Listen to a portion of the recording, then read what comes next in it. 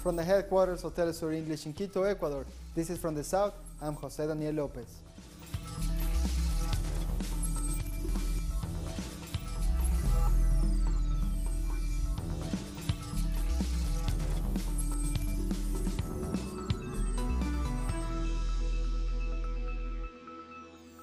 French President Emmanuel Macron has promised to raise the minimum wage and speed up tax cuts in response to the fiery yellow vest protests that have rocked the country. Macron issued the assurances in a televised address to the nation in a bid to quell riots. He has pledged to cut taxes for pensioners and raise the minimum wage in January, but Macron has refused to bring back a wealth tax, saying it will only drive the rich out of the country. It was Macron's first public comments after the fourth consecutive weekend of nationwide anti-government demonstrations that turned violent. I'm asking the government and the parliament to do all that's necessary for all of us to have a better quality of life. From the beginning of next year, the minimum wage will increase 100 euros per month from 2019, without this representing extra expenditure from employers. I'm asking all of those employers who can to give a bonus to all their workers for the end of the year. This bonus will not be charged to employees. Meanwhile, several high school students have been arrested in Paris when they were trying to block access to a high school. Some of them were handcuffed by security forces, who also fired tear gas against other students. Last week, students also blocked access to high schools across France to protest education reforms and to join the Yellow Vest protest. The British Prime Minister Theresa May has postponed the parliamentary vote on Brexit scheduled for this Tuesday. May made the decision after it became clear that she will not be able to secure a majority. The Northern Ireland border is one of the main issues MPs disagree on, and in response, the EU has called for a Brexit summit for this Thursday, by making it clear that the bloc will not renegotiate the deal. It is clear that while there is broad support for many of the key aspects of the deal, on one issue, the Northern Ireland backstop, there remains widespread and deep concern. As a result, if we went ahead and held the vote tomorrow, the deal would be rejected. Having spent the best part of 2 years poring over the detail of Brexit, listening to the public's ambitions and, yes, their fears too, and testing the limits of what the other side is prepared to accept, I'm in absolutely no doubt that this deal is the right one. In response, opposition leader Jeremy Corbyn has criticized the Prime Minister over the confusion on Brexit. The Labour leader says this Brexit deal is bad for the UK. Corbyn has urged May to build a consensus in Parliament before heading to Brussels again. Can she be clear with the House? Is she seeking changes to the deal or mere reassurances? Does she therefore accept the statement from the European Commission at lunchtime saying that it was the only deal possible, we will not renegotiate, our position has not changed? Our correspondent in London, Pablo Navarrete, has the latest. In a dramatic but not entirely surprising move today, Theresa May announced a postponement of the vote that was scheduled to take place tomorrow, Tuesday, in the British Parliament on the Brexit deal that her government had agreed with the European Union a few weeks back. Now, it had been expected that over 100 members of her own party, the Conservative Party, would have voted against the deal, and that she would have lost badly in this vote, which would have meant possibly her having to resign and a new leadership contest. And so this was not entirely unexpected that she would postpone, although she hasn't mentioned when this new vote might take place. She had one of her cabinet ministers this morning on the radio saying that it would definitely take place. So there is widespread derision both amongst the Labour Party members, even amongst her own members, and amongst analysts at what they see is a government in complete disarray whose strategy for Brexit lies in tatters. Now, Jeremy Corbyn, the Labour Party leader, has said that The May's decision means that the country is entering into an extremely serious and unprecedented situation, and says that it would be pointless to bring back a new deal, which would essentially be the same deal, back to Parliament. Theresa May, for her part, has said that she will try and go back to her European counterparts and look at the issue of the Irish backstop, the issue of preventing a hard border between Northern Ireland and the Republic of Ireland, which has caused so much concern amongst members of her party that had announced that they won't be voting for the deal. So Theresa May is in a profound crisis. Some analysts have said that this is the deepest constitutional crisis that Britain has had in over 100 years, and it looks like Theresa May is fast running out of options, and as has been said, her Brexit strategy lies in tatters. Thank you, Pablo, for that report. Pro and anti-Brexit demonstrators have protested after May's announcement. Dozens of protesters gathered outside Parliament, waving banners and chanting slogans. Both sides say they're against the postponement of the Brexit vote. So I think putting the deal, the decision off, is just going to make it worse, because there's going to be further uncertainty, further instability. And we've basically got a weak and rudderless government at the moment, and what we need is some kind of resolution, some way forward. I think it's a poor show. I think she should crack on with it now. She's promised she'd do it. She's backtracking again. I personally would now like to see the vote go ahead. I'd like to see her lose the vote. I'd like to see her then resign, and I'd like a new leader of the Conservative Party. Protest actions have been called across Brazil to demand the release from prison of the former president Luiz Inácio Lula da Silva. As part of the Day of Action, an international conference in defense of democracy is happening in Sao Paulo. The event brings together leaders of the Brazilian Workers' Party, including Dilma Rousseff, with representatives of the other left-wing movements in Latin America and beyond. The PT president says she's confident Lula will be freed by Christmas. This event is important for Brazil and the world because it shows the affront against Brazilian democracy. Brazilian democracy is suffering for the injustice that President Lula is suffering. That's why we need the national and international media to cover the threats that we see in our democratic system. I'm here at this conference in Sao Paulo because I think it's important that all the popular and democratic sectors of South America share their experiences and prepare themselves for this right-wing conservative offensive, which wants to destroy sovereignty and the social and political rights of the majority of the population. This conference for democracy, human rights, and the freedom of Lula is one of the continent's most important political events because it discusses the importance of civil rights and the rights of Brazilian people to have a political alternative. Their political leader, former President Luiz Inácio Lula da Silva, is in prison and he should be released because he is innocent. We are brave people who are fighting for the prosperity of our nations and our people. It is so important to free Lula because Brazil is going through a difficult moment, and it's important to have a leader who will try to recover democracy and sovereignty. We're witnessing a rise of reactionary right-wing groups. In Brazil, for example, we had a right-wing coup in 2016, which organized the right. And in 2018, a candidate from the extreme right won the election. Now is a moment to reflect on these changes that are happening in the political and ideological fields, and a moment to try and understand what's happening, and even more importantly, to mount a resistance to these conservative elements. The United Nations Conference on Migration has endorsed the Global Pact for Safe, Orderly, and Regular Migration. The pact was approved by 160 countries, despite the withdrawal of the United States and a number of European countries who are opposed to the agreement.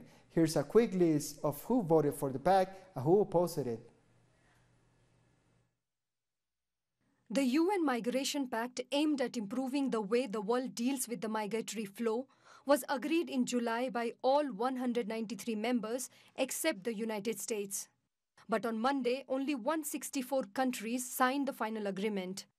The US was the first government to reject the proposal last year, Since then, Australia, Austria, the Czech Republic, Hungary, Latvia, Poland, and Slovakia have also pulled out of the process. Among the Latin American countries, Chile and the Dominican Republic have voted against the agreement. Meanwhile, Bulgaria, Estonia, Italy, Israel, Slovenia, and Switzerland are still undecided on whether to agree to the new pact.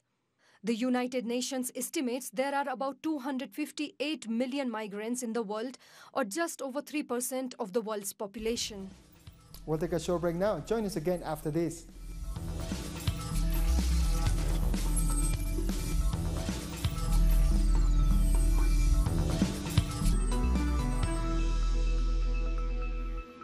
Welcome back. 22 days have passed since people from the migrant caravan arrived at the border with the United States looking for asylum as refugees. Our correspondent in Tijuana, Pablo Perez, gives us the details. We're still here in Tijuana, Baja California. This is the 22nd day since the first members of the migrant caravan arrived to this border town of Mexico, bordering with San Diego, California. And well, there's an interesting number that was released by the California Border Patrol that said that in the last few weeks, the number of detentions has raised up to 2,100, over 2,100 Central American migrants detained after crossing the border illegally. Let's remember that this is one of the ways of asking for refugee status or asylum, humanitarian asylum. This is the legal way to cross the border, and then when detained by a border office, asking for refugee status. Well, that number has raised not only here in the border between Baja California and California, but also all over the border from Texas to California. And that's interesting because this peak that rose over 60% of the normal number of Central American migrants detained means, according to some experts, that there has been a rise on the number of Central American migrants that are leaving their country for security or political or economical reasons, which is a sign of what is the status on their origin countries. And well, it's a telltale of how the migration phenomenon is not reduced to the caravan alone, but it's a generalized process that is happening all over Central America. Mexican priest and human rights activist Alejandro Solalinde has embarked on a project to register members of the migrant caravan sleeping in the streets of Tijuana. Solalinde and a team of volunteers are interviewing migrants to find out what they want, taking details on their professional training to help them in their job search and asylum applications. The project aims at helping migrants while they are waiting for a chance to enter into the United States. Social and political organizations have marched in Paraguay's capital, Asunción, against human rights violations. Demonstrators have commemorated the International Day of Human Rights. They condemn human rights violations on indigenous communities, campesinos, and women. Activists also denounce social activists still suffer persecution in the country. This December 10 marks the International Declaration of Human Rights' 70th anniversary. It's still facing many challenges. The document was approved by the United Nations General Assembly in Paris, France. It includes 30 articles with basic human rights. By that time, the world had suffered 2 world wars, a Great Depression, and the genocide of Jewish people. Now the world faces other challenges, such as climate change and migration. And helping activists in their campaigns. More than 40 investigations have been opened since Odebrecht released information to the Peruvian public prosecutors. The investigations will explore alleged corruption cases related to the construction company in the country in recent years. 4 former presidents are involved in the investigations. The information was released as part of an agreement with the construction company, which has to continue collaborating with prosecutors. The government of St. Kitts and Nevis is expected to deliver a basket of goodies when it presents its new annual budget on Wednesday. Prime Minister Dr. Timothy Harris said the Twin Islands economy is at an all-time best. He says public servants will receive a double salary on December 14 for the third consecutive year. The government is also undertaking a number of new poverty alleviation programs. Barbados has come in for high praise for the International Monetary Fund for its efforts to restore the economy. The fund's mission head, Bert Van Selm, says the country's international reserves have more than doubled since May 2018. In early December, it stood at more than $500 million. Barbados has also made progress towards meeting its December end benchmarks under the IMF's extended fund facility. As we are helping ourselves, because God helps. Before Christmas, Barbados should have a framework for medical cannabis in place. However, freeing up recreational use of the drug will have to be decided by a referendum. Prime Minister Mia Mottley says Barbados cannot afford to miss out the emerging cannabis industry.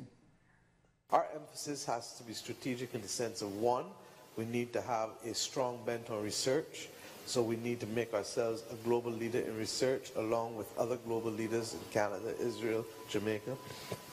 Two, we need to recognize that we must not make the mistakes of history, repeat them again, so that with respect to the cannabis, why seek to export when you can package and extract maximum value by having clinics as well as recuperative villages. In Haiti, the Inter-American Development Bank is pouring $125 million worth of funding into a major water project. The initiative will improve drinking water, sanitation, and hygiene services for urban and rural homes in the north of the region. Over 200,000 households will benefit from the project. The second food festival has been held in Nicaragua's capital, Managua. It's a gastronomic treat for lovers of delicious cuisine. 2 days of gastronomy, dance, an exhibition of local products, and other cultural elements that have come from countries like Thailand, New Zealand, Spain, Guatemala, and the host country. The event attracted thousands of families, both Nicaraguan and foreign. We are very happy. People seem very pleased. They are enjoying the variety of flavors. This is an occasion to get together and share. Flags, music, and a family environment is what this cultural party has to offer. Palestine was also present with more than 80 different dishes, from the well-known shawarma to other prepared foods. Those of us from Palestine are trying to bring our culture and show it to the whole world. Since we are not allowed in many other places due to the occupation, we are here presenting all kinds of Arab food. Well, not all of it, but a great deal of it. Officials from the Ministry of Tourism said that this festival seeks to unite countries. Apart from the dishes, different articles from each country and touristic information can be found. We are dedicating this festive season of peace, of goodwill, as it's Christmas. It ought to be a moment for families to come together, and we want people to come together. That's what is important. This free event also featured salsa competitions, with prizes related to tourism, with the participation of 25 countries. More news in a minute. Stay with us.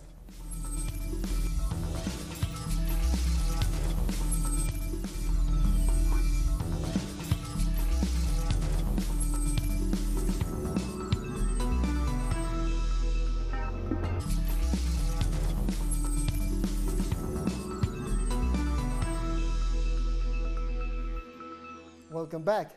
The European Union has extended sanctions under the Democratic Republic of Congo's ruling party candidate. The sanctions and access freeze and entry ban into the EU zone have been imposed on Emmanuel Shadari as a response to the destruction of the electoral process back in 2016. They are also related to human rights violations in the country. The opposition in Togo has accused security forces of using excessive force. This after a child was killed during protests against the upcoming elections scheduled for December 20. The opposition is boycotting the polls due to the government's refusal to accept their demands to reform the Electoral Commission and establish two-term limits for presidents. We condemn with the utmost vigor yesterday's event perpetrated by the security forces, police and gendarmerie, especially to help by the Togolese armed forces, the Red Berets. Protests have taken place in Yemen to demand the end of the blockade on the Hudeida port and to reopening of the Sana'a airport. People demonstrated in capital Sana'a outside the UN headquarters. This as peace talks between the government and Houthi rebels are undergoing in Sweden. Protesters say the blockade limits the access to humanitarian aid. We're asking the UN to lift the blockade of Sana'a airport and calling on the international community to have some responsibility towards the suffering of the Yemeni people because of this blockade and the humane practice by the enemy coalition, which is blocking access for commercial ships carrying fuel to Hodeida port. Your blockade is blocking our access to medicine and food. During the peace talks in Sweden, Houthi representatives said rebels only consider withdrawal from the city of Hudeida as part of a full political solution to the conflict. Also, the Yemeni foreign minister has said the government-controlled city of Aden could be home to the country's main airport, while the Houthis prefer the United Nations to have a role on the Sana'a airport to get it reopened. Other issues such as humanitarian corridors and prisoner swaps are also main topics. Around 2 million people are still displaced in Iraq, a year after the government announced the defeat of the Islamic State. More in this report. The refugee camp of Nimrud in the north of Iraq houses more than 650 families that were displaced fleeing the Islamic State. Over the weekend, heavy rains flooded the place, forcing them to take refuge inside the schools and nearby mosques. It's been a year and 4 months since we fled from our home. Our house was in Tel Afar and is now destroyed. Where can we go? We have no other option but to stay in the camp. We have nothing else. Where can we go? The homes of those displaced were destroyed during the military operations fighting the Islamic State. People who fled violence are also afraid to go back. They fear retaliation from members of the Islamic State that previously controlled the area. The rain flooded the Nimrud camp. More than 650 tents were destroyed along all of personal belongings. A year after the government announced the Islamic State was defeated, almost 2 million people are still displaced in Iraq. According to the Norwegian Refugee Council, 500,000 have no basic services nor a proper home, but they hope some solution to this are underway. These camps were not built as a permanent solution. Another problem we see is that the foreign governments that were helping Iraq stopped the aid. They consider that after the defeat of the Islamic State, help is not needed anymore. The Islamic State was defeated, but Iraq is destroyed. In 2003, the United States invaded Iraq. 15 years later, its people are still suffering the consequences of a conflict that left thousands of people killed in a devastated country. Former Nissan chairman Carlos Ghosn has been charged with financial misconduct by Tokyo prosecutors. Ghosn was accused of not reporting his payments for 5 years, and he has been rearrested. He was arrested in November, and Monday was the last day before authorities had to either release or charge him. Car company Nissan has also been charged for financial irregularities allegations. In Japan, false financial declarations can carry a sentence of up to 10 years in prison. And with this, we come to the end of this news brief. This and many other stories you can find at our website at telsurenglish.net. And join us on social media, Facebook, Twitter, and Instagram. For Telesur English, I'm Jose Daniel Lopez. Thank you for watching.